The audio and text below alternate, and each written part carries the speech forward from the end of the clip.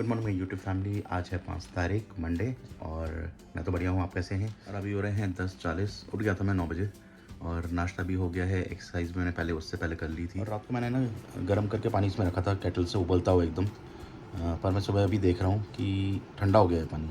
सो जो कहते हैं ना 24 घंटे ठंडा रहता है इसमें, ये पहले तो गर्म रहता था, इसमें कुछ घंटे तक तो रहता ही था शायद, पर जो 24 घंटे का दावा वो तो गलत है।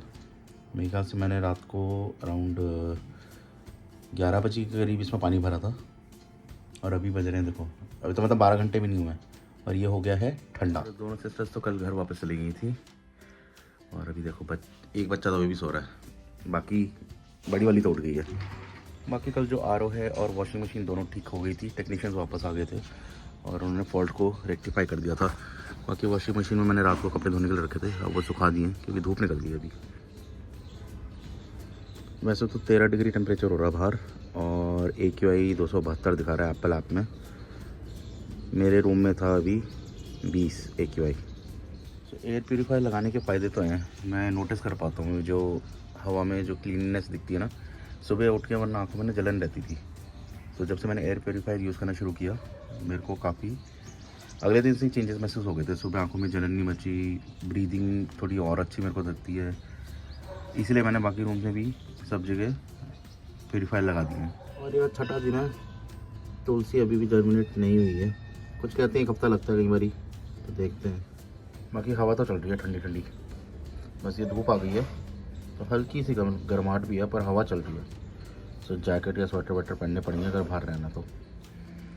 आज खिली हुई है धूप, तो धूप सेकेंगे। अभी यहाँ पे चेयर लगा दी है, मम्मी भी धूप सेक रही हैं, पापा भी आ जाएंगे। अभी बाहर रहती है यहाँ पे 5-6 घंटे तो धूप रहती है हमारी बालकोनी में, इस वाली बालकोनी में स्पेशली। यहाँ बैठने के लिए चेयर लगा सकते हैं, थोड़ी बड़ी बालकोनी बना रखी है। और मम्मी जी को भी शौक है पौधे वौधे लगाने का। पहले तो ग्राउंड फ्लोर होते थे हमारे हर जगह, सो बड़े बड़े गार्डन मिलने होते थे। और अब सोसाइटी में फ्लैट्स में तो ऐसे ही है, ऊपर के फ्लोर में रहने तो गमले लगा सकते हैं, तो लगा रखे हैं। ये जेड प्लांट्स हैं, ये भी खरीद के लाए थे। एक ख़राब हो रहा है, ये पता नहीं रिवाइव होगा कि नहीं होगा। स्नेक प्लांट्स है, मनी प्लांट है, थोड़ा ये शू रैक है हमारा, उसके ऊपर भी गमले रखे हुए हैं यहाँ पे।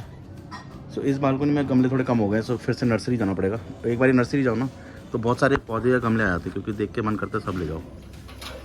सो 12 बज गए, फिर से चाय बन रही है।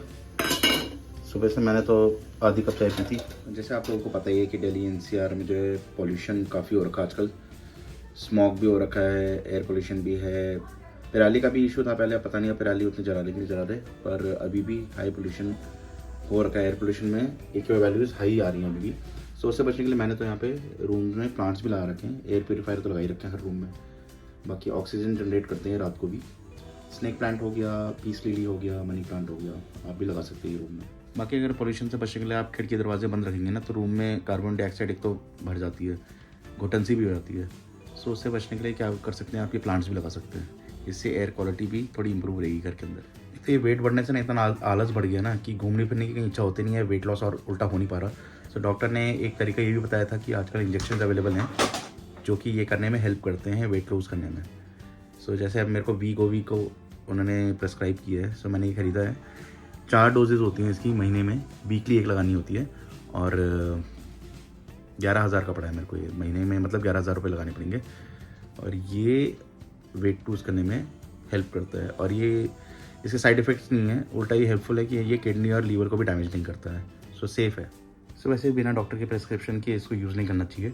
सो मेरा तो हाइट, एज, वेट सब फैक्टर्स को देखते हुए उन्होंने एडवाइस किया कि अगर ऐसे कम नहीं हो रहा है तो आप ये ट्राई कर सकते हो। सो ये हेल्पफुल रहेगा इस वेट लॉस जर्नी में। वरना डेली आप अगर फिजिकल एक्टिविटी कंटिन्यू रखें, थोड़ा वॉक भी करते रहें डेली और डाइट का कंट्रोल करके रखें, सो वेट लॉस तो हो ही जाता है, लूज़ भी होता है और प्लस कंट्रोल में भी रहता है। सो कहने में आसान है पर फॉलो करना बड़ा मुश्किल हो जाता है, कंसिस्टेंसी चाहिए। मेरे में तो वो है नहीं, तो अब इंजेक्शन लेने पड़ रहे हैं, देखते हैं अब इससे कुछ फ़र्क पड़ता है कि नहीं पड़ता। और जो घर के सामने पावर हाउस है ना उसमें भी धमाका सा हुआ है, लाइट चली गई। कल कुछ अपग्रेड भी कर रहे थे ये लोग, अंदर कुछ तो ब्लास्ट हुआ है, किसी कराने की आवाज़ आ रही है अंदर। ये टीम जा रही है भागते, अब कुछ तो हुआ अंदर। वो बोल रहे बाहर आग भी लगी है, फायर एक्सटिंग्विशर लेके जा रहे हैं। ये जो बैटरी है शायद इसी को कुछ लगी है। चल मैं भी यहाँ पे ऑफिस को कॉल करके इन्फॉर्म कर देता हूँ ताकि वो हेल्प यहाँ पे भेज दे जल्दी से।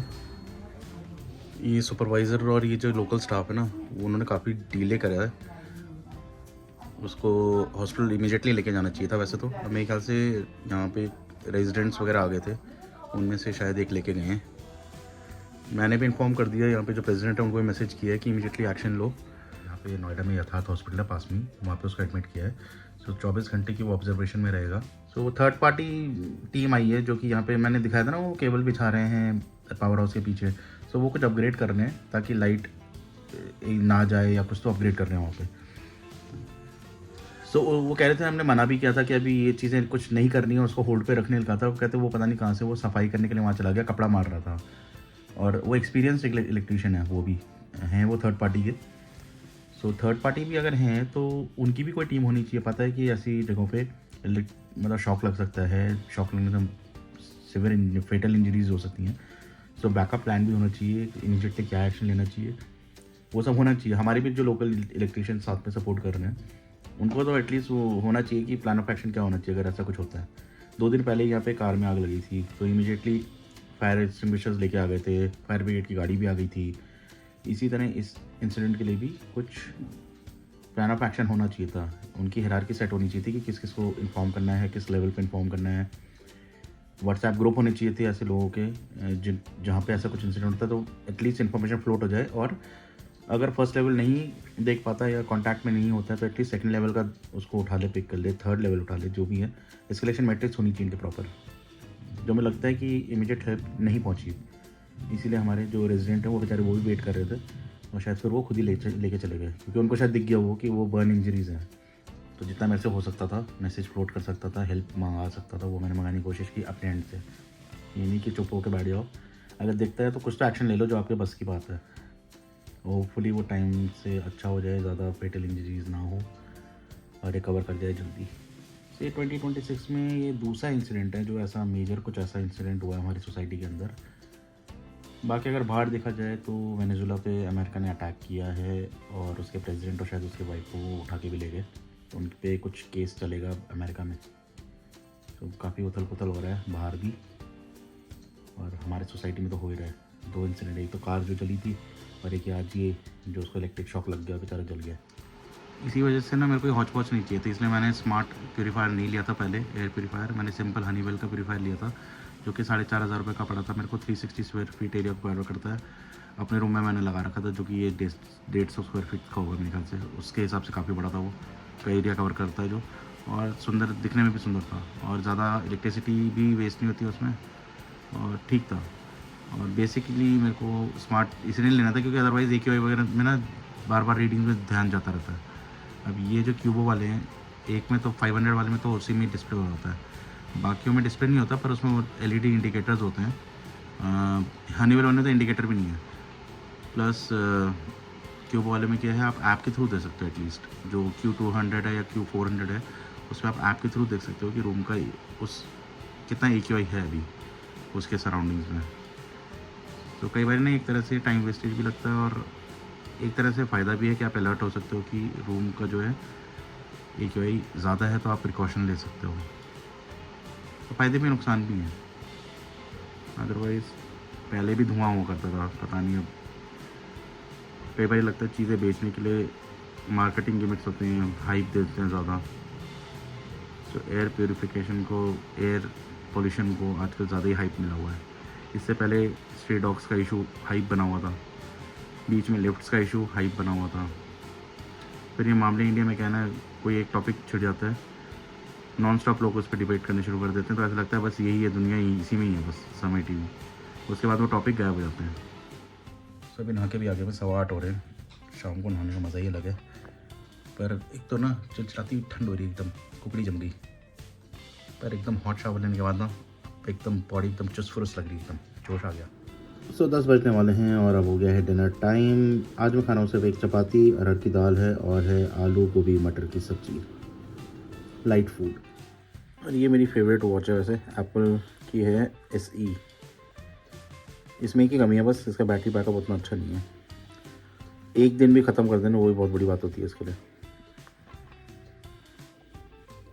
और ये LTE एडिशन है तो इसमें कॉल कर भी सकते हैं और रिसीव भी कर सकते हैं, तो ये इसका फ़ायदा है। फ़ोन को पकड़ के हर जगह ले जाने की ज़रूरत नहीं पड़ती, सिर्फ वॉच भी है ना तो इससे भी काम चल जाता है। और अच्छा है इसका, कॉल्स भी अच्छे से अटेंड होती हैं, वॉइस भी अच्छे से जाती है, माइक भी अच्छा है इसका।